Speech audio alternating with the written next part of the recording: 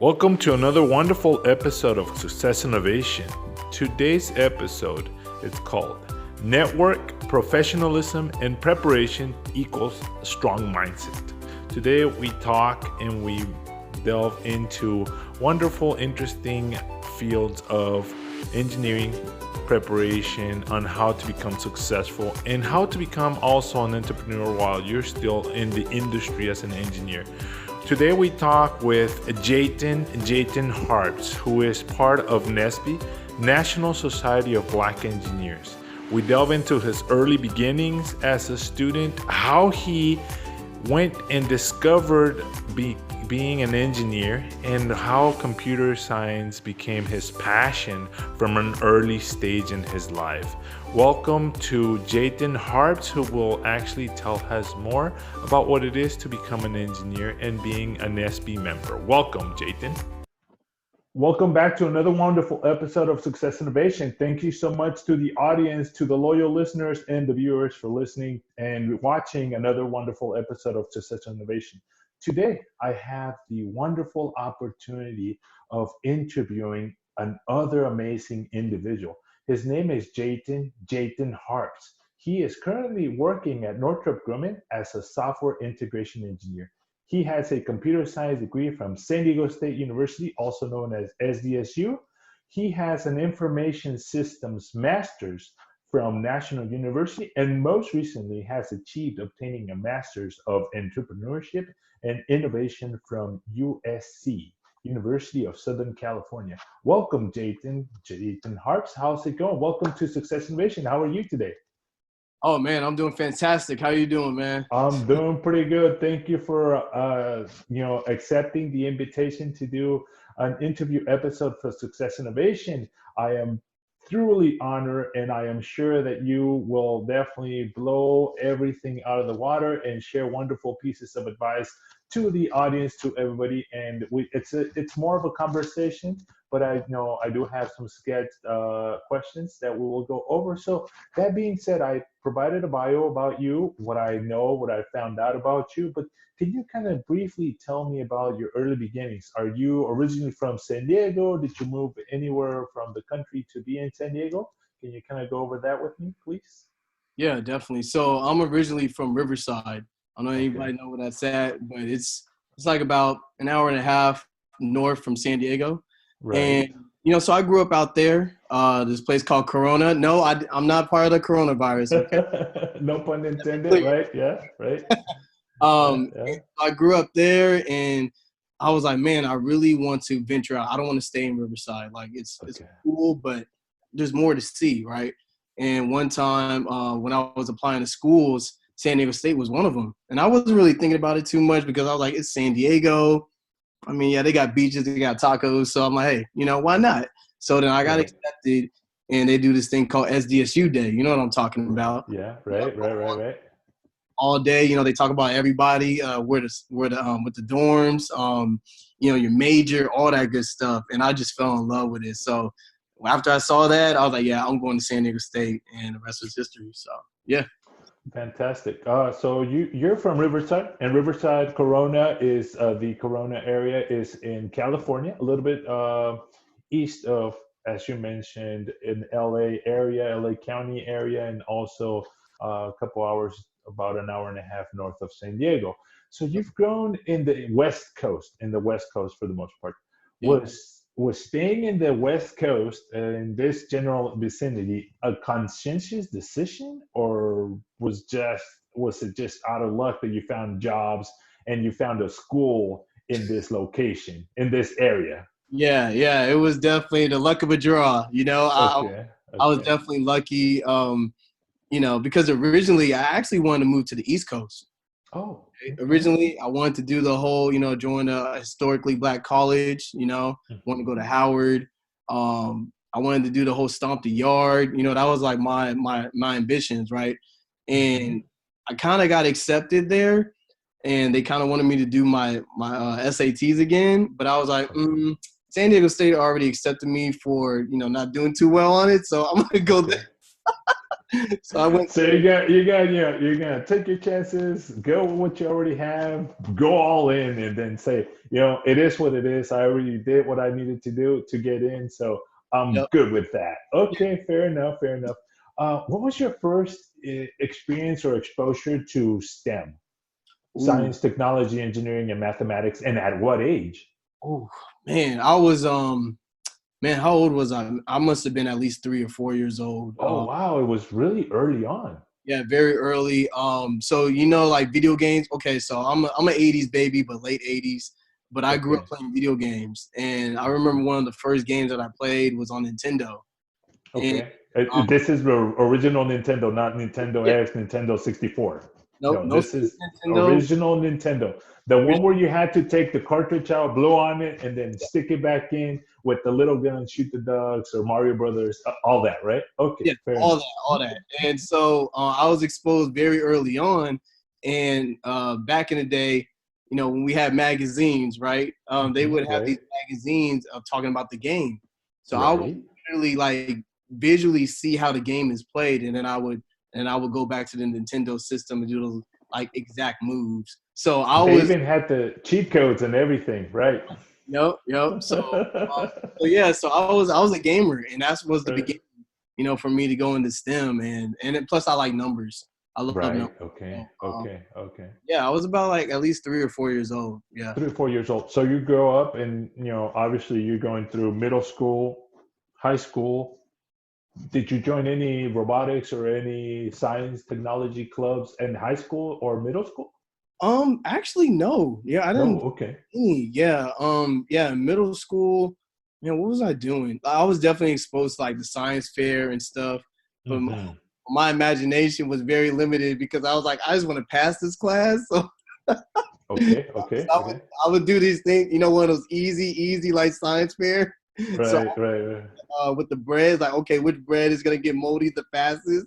Right, right. Or Terrible. which type of water is gonna freeze faster? Is it the one with salt, the one with no salt, or Yep. whatever it was, right? Okay, Yeah. okay. So, That's um, fantastic. Yeah. so yeah, that was like as far as I ever went. I never really joined any clubs, and that didn't happen until I got to San Diego State. Okay. So once you're in San Diego State, did you already know if you wanted to be a computer science major, or did you come in undeclared?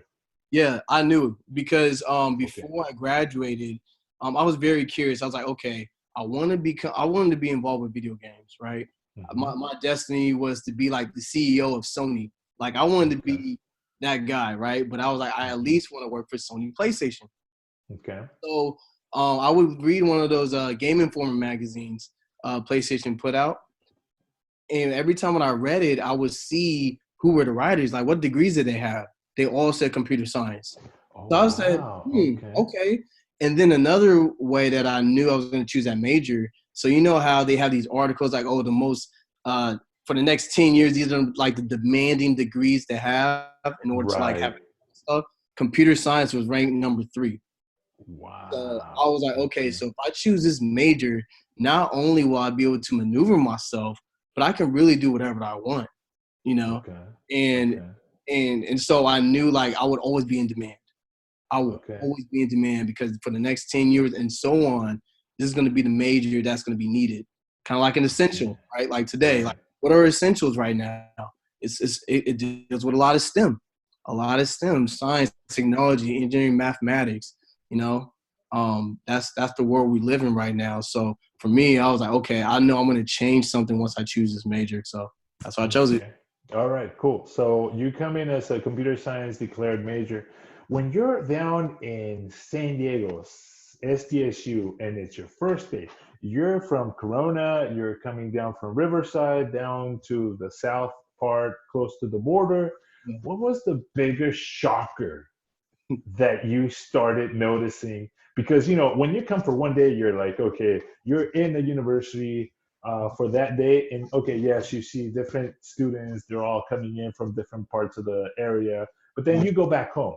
But now you're starting the semester, your day starts and then ends, but you still stay in San Diego.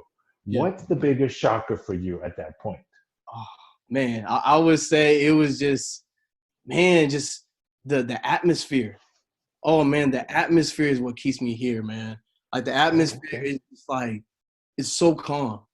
It's so Okay. calm. It's one of those things where we get our things done, but in a Mhm. way that we're not overly stressed out about it. You know what I mean? And Wow. and for me, I was like, it kind of goes back to like where I want to see myself living, where I want to see myself retiring. And I Okay. was, San Diego, I can see myself being there for the next 50 odd number of years, God willing. Wow. And I was like, I like this environment. It is really nice. I want to be here. Okay, so I I mean this is really cool because I've lived here my whole life entirely. But I know that San Diego's pretty laid back compared to the LA County area, and it's different. It's really interesting to hear your take on it because you grew up over there. So that's really interesting. Wow. Okay. Yeah. So when you're here and you start getting used to it, what was your path to be successful in school at San Diego State? Ooh, man, that's a good question. Woo. Yeah, yeah. Let's think. So first off, it took me 6 years to graduate. Yeah. Okay. When I Right. came into San Diego State, I had a really good GPA. Okay. Okay. Um, and so I was like, all right, once I get into this, I have to focus. So I took classes. I didn't join any clubs. I didn't even socialize with anybody besides my girlfriend at the time. And Okay. so I was very serious with school because I was like, okay, 2000. So I got into San Diego State 2007. So I was like, you know what? I definitely want to graduate on time. 4 years, and I Mhm. just need to focus. So that first year, I focused. Then the second year, I was like, okay, this is pretty hard. I need to have like a study group. I Okay. need to understand how am I going to pass these classes because I have no idea. So then I joined an organization where they have different student organizations for like Welcome Week, Okay. and one of them was NSBE, the National Okay. Society of Black Engineers, and for people that don't know what NSBE is, their mission is to increase the number of culturally responsible Black engineers who excel academically, succeed professionally, and positively impact the community. Fantastic. Thank you. Yeah. So this is a student-ran, student-led student organization at a college university. It is, as Jayton mentioned, it is nationwide. It is very similar to what CHIP, and if you've listened to any of the past episodes, you've heard about different student organizations in college, universities, community colleges, and this is another one that empowers students coming in to go ahead and learn from other mentors, students, and professionals from the same ethnic background how to be successful at whatever career you choose in whatever field you wish. Okay, Right. so now you decided to join Nesby, Jayton. And how did that happen? Had you heard about Nesby before, or was that the first no, the first time that you actually were encountering this organization? Yeah, it was definitely the first time. Matter of fact, that was the first time I ever heard of an engineer. Oh, Yeah, okay. I didn't even know what an engineer was until NASB came into the picture. And I was like, an engineer? What's that? I never heard of an engineer. Okay. So that was a shock to me. But at this And time, you were already at San Diego State, correct? yes. Mm-hmm. Oh, wow. Okay. But you were already a computer science declared major, but you had never heard about an engineer? Nope. Oh, wow. Okay, Yeah. that's interesting. Yeah. So go ahead and tell me what doors or what did Nesby open and what did Nesby do for you?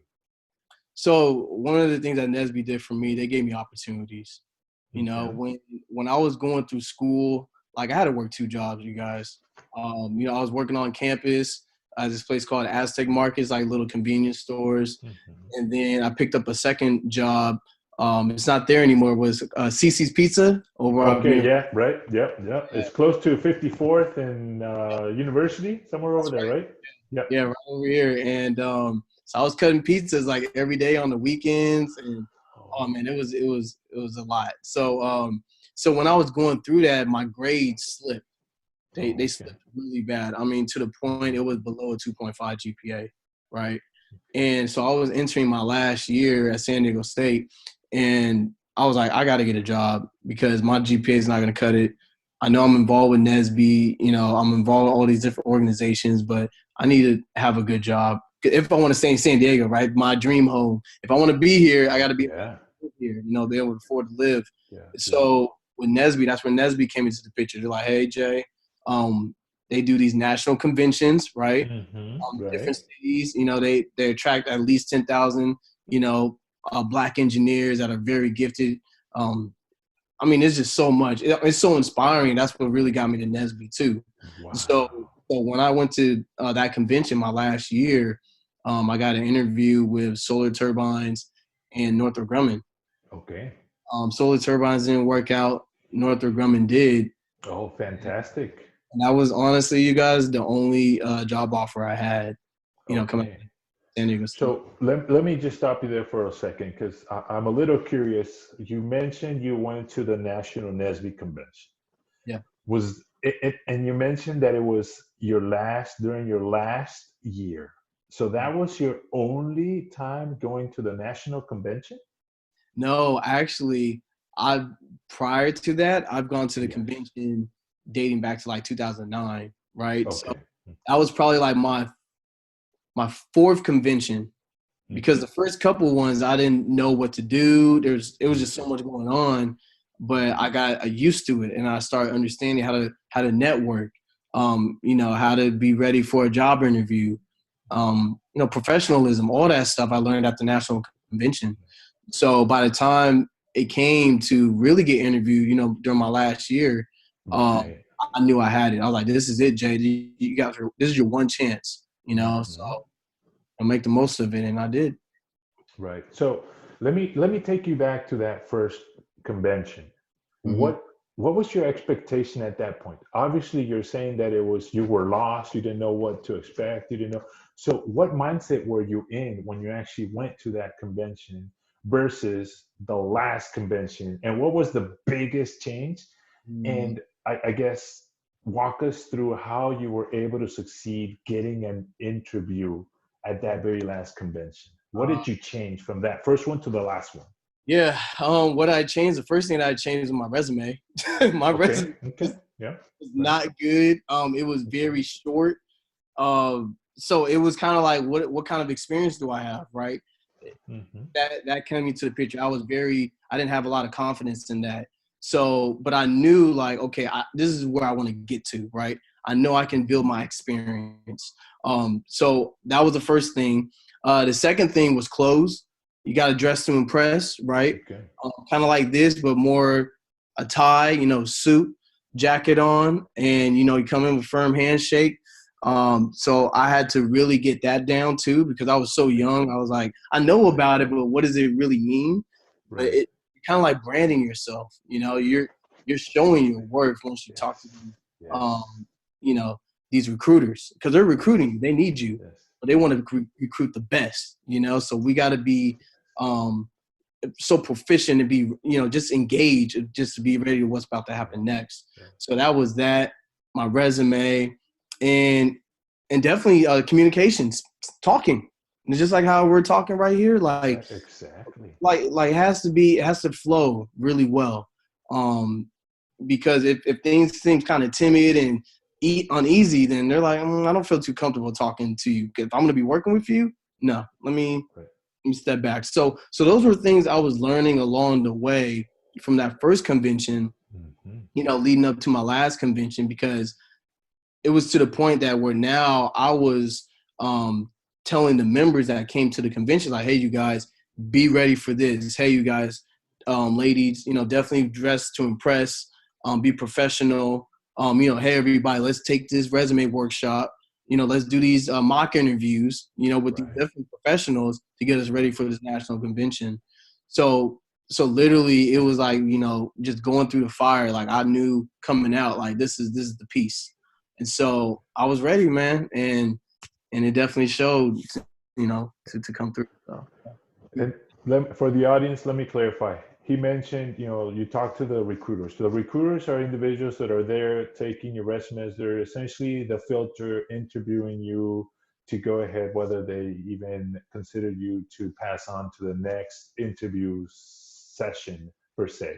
And then once you get to the next one, you have an opportunity to possibly be extended a job offer. It doesn't mean that you get it right away. So at this type of conventions, he mentioned the number of about 10,000 participants. 10,000 participants that are looking for jobs, potential jobs at, he mentioned Solar Turbines, Northrop Grumman, Boeing, Lockheed Martin. They're big companies. And when you go there, and if you're stumbling, and the recruiter's been there for like 3 or 4 or 5 hours during the job fair, they only have about 3 to 4 minutes. And if you start babbling and boring them, they're going to say, okay, yes, yes. They're going to be polite. And they're going to say, okay, next. And you're off into the pile of the no's. And this time, Jayton happened to go into the pile of yes. So that is awesome, Jayton. So now this was your first job offer. You've actually been with Northrop Grumman with an internship.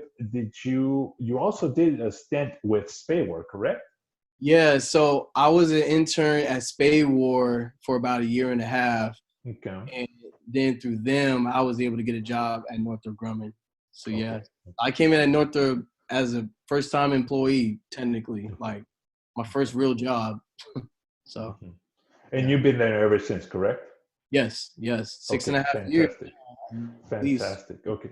So right now that you're currently at Northrop Grumman, what exactly does your daily schedule, daily job entail? What can you share with us as far as a computer scientist?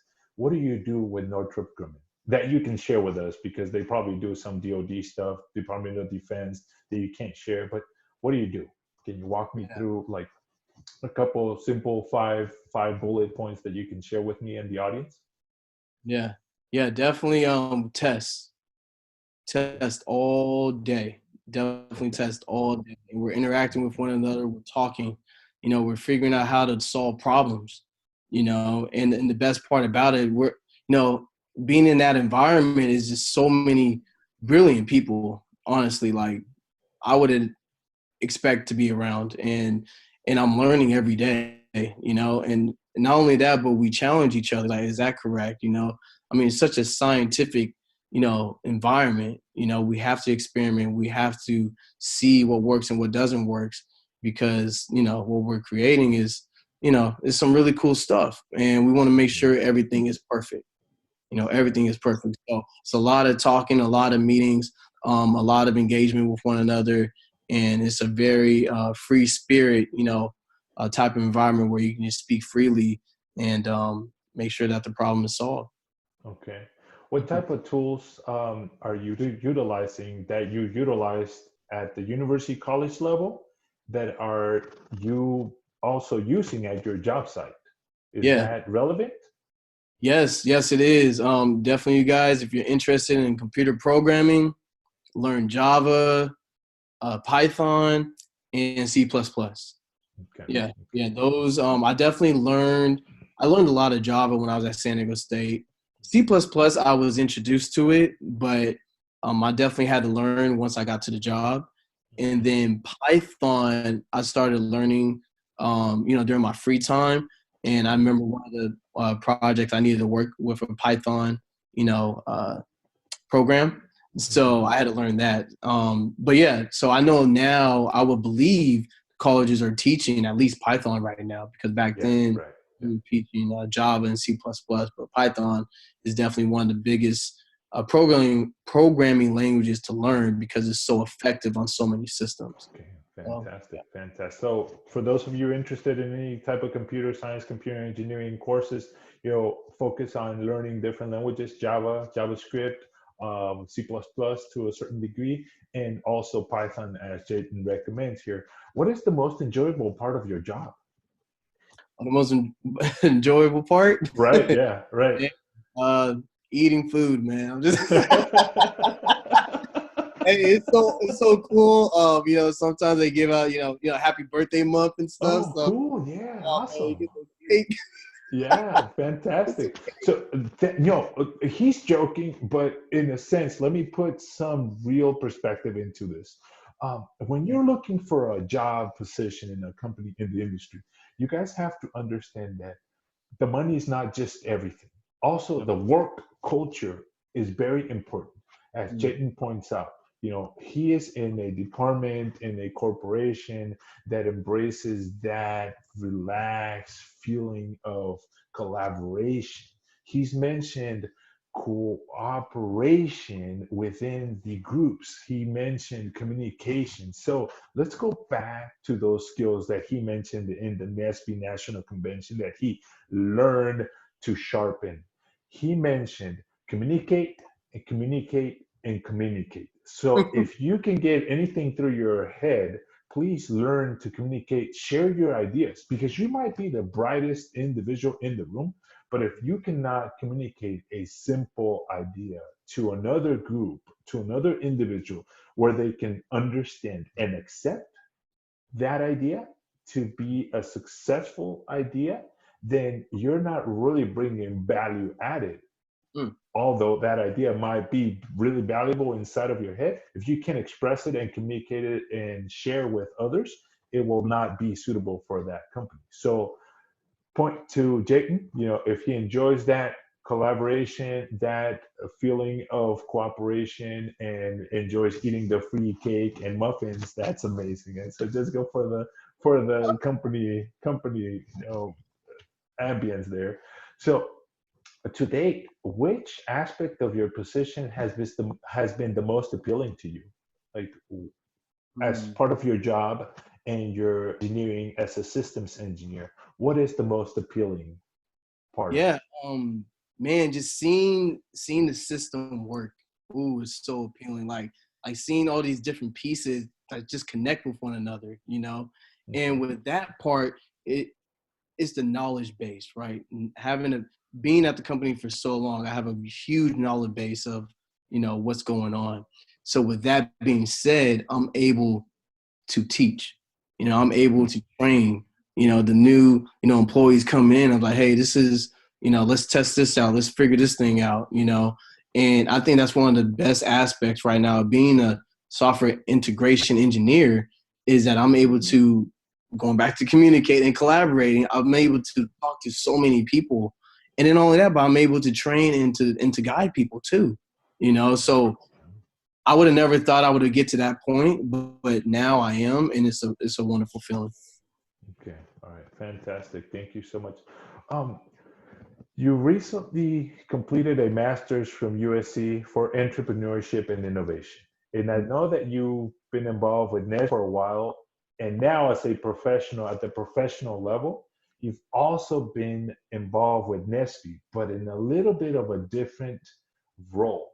You're not just a participating member, you're taking a lead and you're driving something. I don't know if you want to talk about it, and I hope you do, but you call it you've developed the NSBE Entrepreneurship Innovation Channel. Can you kind of tell us a little bit about that and what that really means and why you started it?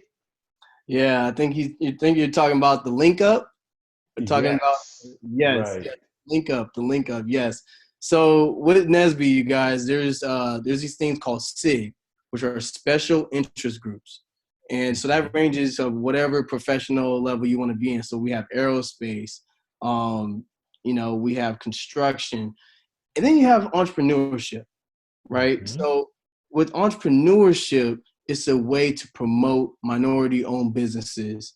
Mm-hmm. And how we can do that is by having resources, having talks, and just having value to our members who wants to go that route. Because as we all know, we have to create our own jobs. We have to learn how to run a business, and not a lot of people want to do that. But right now we're in a pandemic, right? Mm-hmm. And for the people that don't adjust and adapt are the ones that are going to get left behind. So with entrepreneurship, we have the tools that are available to anybody that want to learn, like, okay, if I want to start a business, who do I talk to? What resources do I have? What kind of information do I need to know? And with the link up, we're talking to different experts who's been in the industry for, decades and can teach you, the beginning steps, into entrepreneurship in whatever area that you want to get into. Right. Okay. And that's what each episode is different, and they touch on different aspects of not only entrepreneurship but being a business owner. So Okay. it's so that's what that's about. And so we're on YouTube.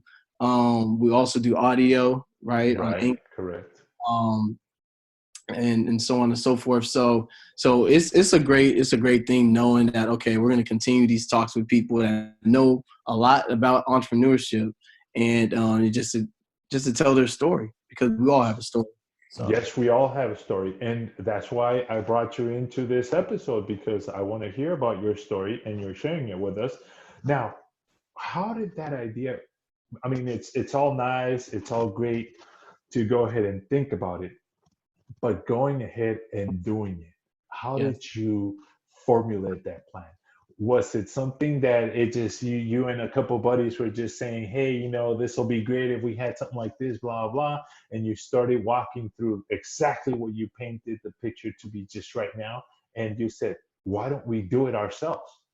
Was that how yes. it played out? And how did you first start? Because obviously this had not been done, at least at the Nesby level in San Diego. So can you Mm. kind of walk me through that? Yeah, yeah. So me and my buddy, which is a great friend of mine, his name's Brian Ware, and Mm-hmm. he's actually the co-director of the Nesby Entrepreneurship SIG, right? Okay. Um, so with him, and before he became into that position, we always had talks. We're like, man, a lot of people are doing podcasts, a lot of people are doing interviews. Like, man, maybe we should do something like that for Nesby. And Mm-hmm. so over time, once he got into that position and once I got involved, we were kind of just toying around with it. We're like, man, how are we gonna pull this off? So he started doing his research. What do I need lighting? Do I need a certain mic? And so we would share information that way.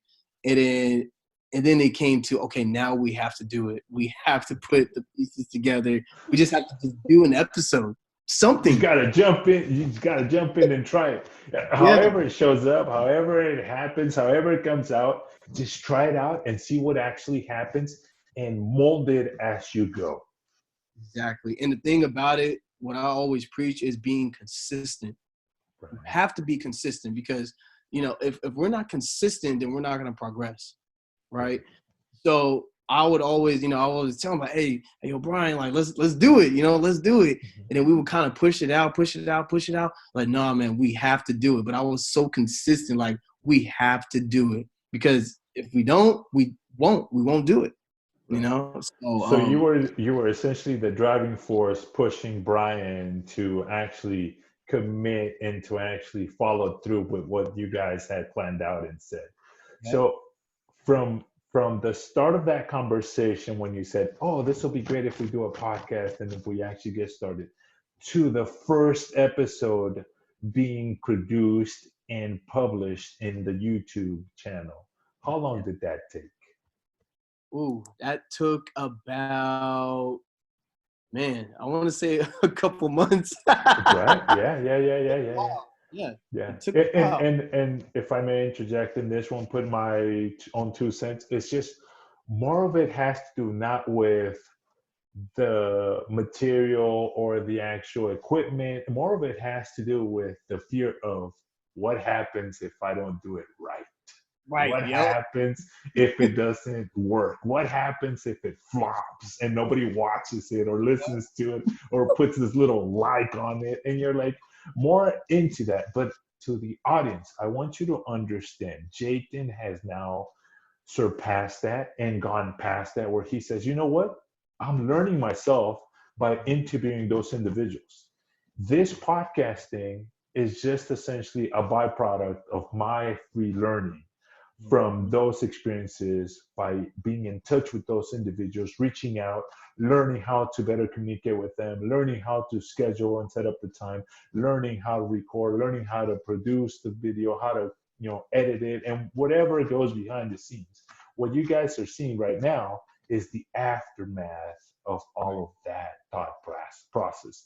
So now that you've been doing it for a while, I've seen a couple episodes, but what exactly are you finding out that you're liking better and your target audience is enjoying the most?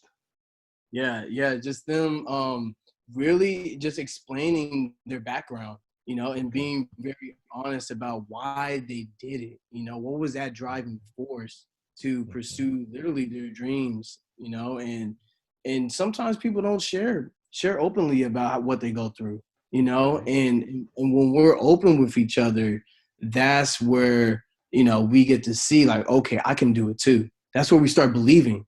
He's like, okay, if this person did it, I can too. Like literally. Right. And that part I think really touches the audience the most because they know Mhm. they're gonna get some real stuff, and Right. that's the part that is very needed when, especially in times like this. So yeah. So you've been out for about 5 years working in the industry, and from what I can tell, you decided to go back to school to USC and get a master's while you still were working. I'm assuming that Northrop Grumman paid for some of that, but what motivated you to go back and get a master's? What motivated me was really understanding how to run a business. Okay. And that goes back to being diverse, right? It's like, okay, if I'm with a company, I have to think a little bit more creatively of how to solve solutions, and that's where the Okay. innovation comes in, and I knew like it had to be at a school that was, one of the best in the world, Okay. and not only that, but I knew that I was gonna learn something from it, Okay. And so when I went to USC, man, I mean, it definitely challenged my thinking process. How I look at the situation, how I dissolve it, how I analyze, and always questioning things. I think that part, when we don't question, we won't get the answer. Was it closed mouths don't get fed? It's the truth. So in order to be curious about what's going on, we got to ask questions. And Okay. so I Fantastic. USC, um, and I'm able to do that while I'm at the job. And ask more questions. Why does this work? How does it work? What can we do to make it better? Those things really help my critical thinking skills. Okay. Fantastic. Did you go to physically classes at USC or were they online classes? I went physically to USC, Physical. so I drove after work, and I would drive all the way to LA and back. Okay. Okay. Yeah. And I want the audience to know this because this takes dedication, persistence, and tenacity. If you really Mhm. want it, you really have to go after it in order to get it and achieve it. It's not easy. It's not given to you. You have to earn it and take it because once you do it, you appreciate it a lot more, as Jayton is definitely showing us that he really appreciates it. What is your next step, Jayton? I mean, are you going to stick to the technical aspect of engineering, or are you thinking more of the managerial and the executive type of job at whatever industry you're heading for? You could be at Northrop Grumman for a couple more years, or you could definitely move to somewhere else, or eventually, can become an entrepreneur with your own thing. But what are the next steps, if you can share with us at this point? Yeah. I think my next steps right now is I used to want to be a manager. I used to really want to be a manager, but then I'm starting to learn that I'm getting that through Nesby. Okay. Being a part of the Nesby entrepreneurship, right? Being part of that team, it takes a lot of managing emotions, right? Not only theirs but myself, and so that part is already fulfilled for me. So I'm like, okay, what is my next challenge, right? And I really want to be like a technical executive, right? Maybe a director of engineering or something, just so high level to the fact of I'm leading very big teams, very big teams. Each team has a specific person that makes a decision of how the organization is going to run through different compartments, right? Okay. And so I don't know, just something about that part really intrigues me a lot to want to be able to, I wouldn't say influence, but to be able to lead, Okay. to lead such a huge challenge. Right. So I would feel that would be my next step. And then not only that, but with the entrepreneurship for sure. If I'm able to help out kids to get them exposed to STEM, which is Right. science, technology, engineering, mathematics, they too can be leaders of tomorrow. Right, of course, of course. And we got to make sure that we share the information that we've learned, the lessons that we've learned, so that other generations can definitely benefit from learning off of those. And maybe they won't really understand what we're trying to impart on them at that moment, but then a couple years later, they'll be, oh, that's what they were talking about. So thank you for that information. Uh, Good leaders always create good leaders, but do you have any individuals that you look up to besides Brian Ware that you kind of, feed off each other? Who are your mentors that you actually look up to, whether they know it or don't? Yeah. One of them is Grady Gordon. Man, he's a huge mentor for me. He's definitely taught me some valuable things about, politics and business and just in life, and for me, like, that's very big. I really look up to him a lot. So he's one. Another is Shirley Dees. Okay. She's the one that actually introduced me about Northrop Grumman, Okay. and for her to be my coach, and mentor me as well, as a professional, right? I really want to say thank you for that. And I also have a mentor. His name's Dr. Carl Mack, and he Okay. was the director of NESB. I want to say for a good at least 10 years, and he was very, man, you want to talk about a leader, man, he's definitely the one. So I've learned a lot from him. And yeah, and honestly, throughout my life, I feel like I've had multiple mentors, Mhm. people that came in and came out of my life, because everybody that we touch, you know, has some type of influence of how we're going to become later on. Right. And so in that aspect, everybody's been my mentor to this point.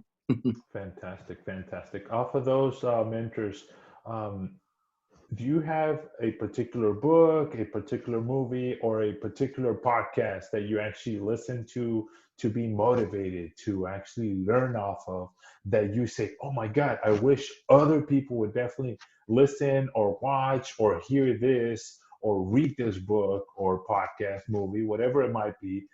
Can you Mhm. share any of that with us that you think, okay, this is something that I can definitely share and have them benefit off of? Yeah, one of the biggest books I love to talk about is called How to Stop Hurting People Who Love You, right?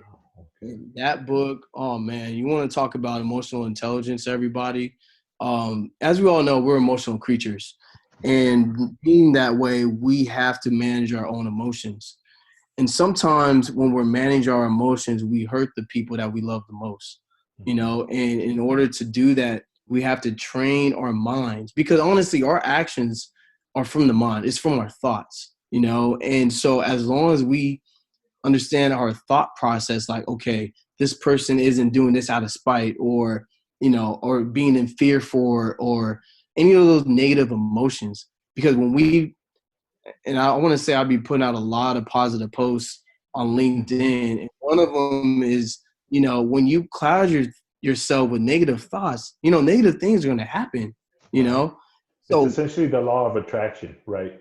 yes, you really do attract what you sow, and for that part is, I put in a lot of positivity, put in a lot of, things are going to work out, and that faith, right? Once you have that, man, like, anything's possible, so, Sure. so reading that book, How to Stop Hurting People Who Love You, I forget his name is Dr. William Adams or something. You can find on Okay. Amazon for like Sure. $40.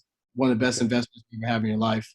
Okay. And that book has really, influenced me in a way that I can only, you know, talk about so long. That's But fine. Fantastic. Yes, definitely. And that's what the question is about, for you to share what you've been impacted by, that you believe that is worthy of mention for other individuals to actually benefit off of. And thank you for sharing that book about how to stop hurting people that you love. Is that correct? yes. Hmm. Okay, fantastic. What do you believe your superpower to be at the moment? Or if you don't think that you have a superpower or you don't want to share one, if you could select any superhero's superpower, what would it be and why? Mm, what superpower? Man, I would have the superpower of wisdom. Wisdom. Yeah, Okay. Okay. Why superpower of would wisdom. that? Why would you select it? I mean, Yeah, you yeah, yourself. Why would you select it? yeah. Because once we know the rights and the wrongs, and to be able to rationalize, actions and behavior. I mean, once we get to that point, man, we've almost mastered ourselves, because we're so wise of knowing the outcome, of knowing, the future. And once we know that part, we can adjust so good to where we can be the best versions of ourselves all the time. And the only way that we can do that is by being wise of being who we are and what we can do.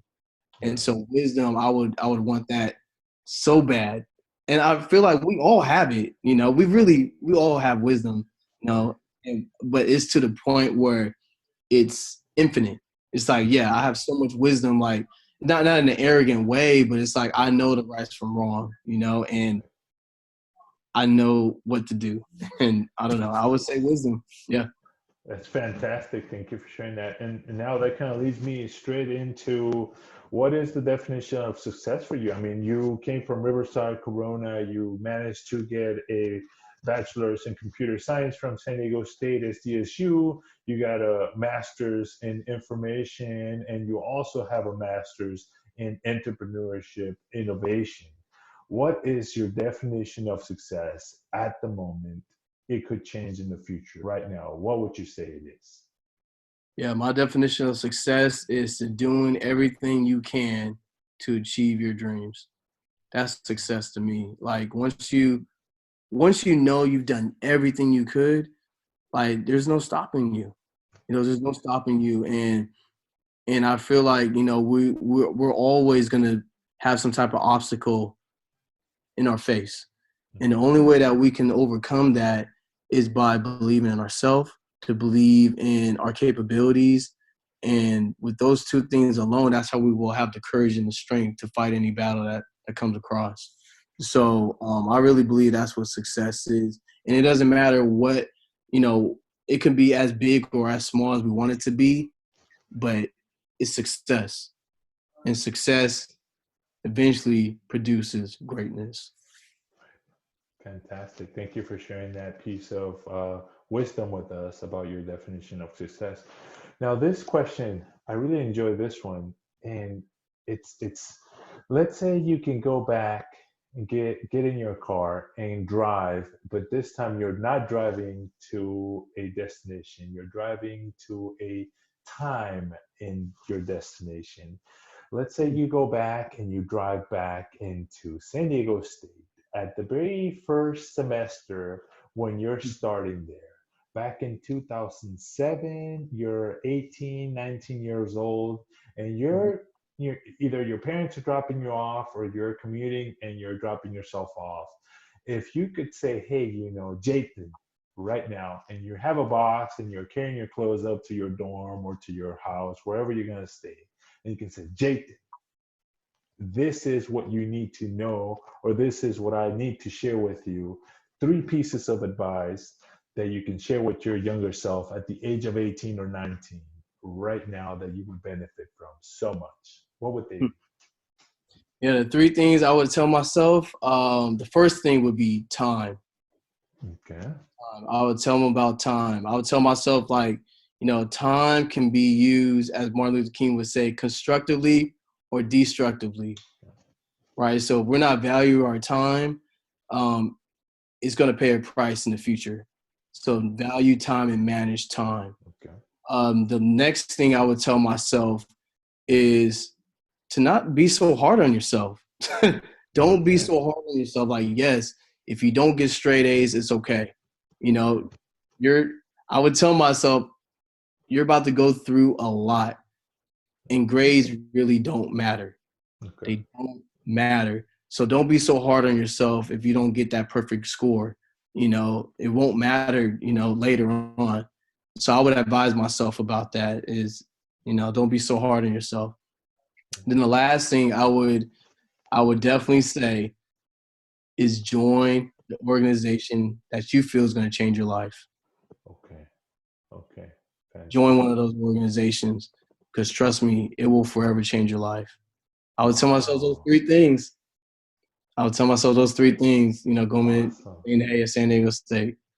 Okay, fantastic. Thank you so much, Jayton. Thank you to our audience. Thank you for the time and allowing me to interview you, Jayton, and to learn all those pieces of wisdom from you today. To the audience, thank you so much for joining and to listening to another wonderful episode of Success Innovation. I will put information about Jayton in the bottom in the notes. You can definitely connect with him via LinkedIn or his social media that is there. Jayton, once again, thank you so much. Have a wonderful evening, everybody. Bye-bye. Thank you for listening to another fantastic and wonderful episode of Success Innovation. Today, we learned so much from Jayton Harps. We learned about his beginning, the discovery of what an engineer is, the discovery of a student-run organization called NSBE that actually changed his life. NSBE stands for National Society of Black Engineers. How that turned into a wonderful opportunity that has still influenced his life and his career, and he is part of that and turned into an opportunity for entrepreneurship and was able to develop a brand new program within that organization right here in San Diego, California. I am glad that I had the opportunity to interview Jayton Harps. I hope that you enjoy it. Subscribe, like, and share the episodes. Thank you for listening to another wonderful episode of Success Innovation. This is Lázaro Herrera. I'll see you next time. Bye-bye.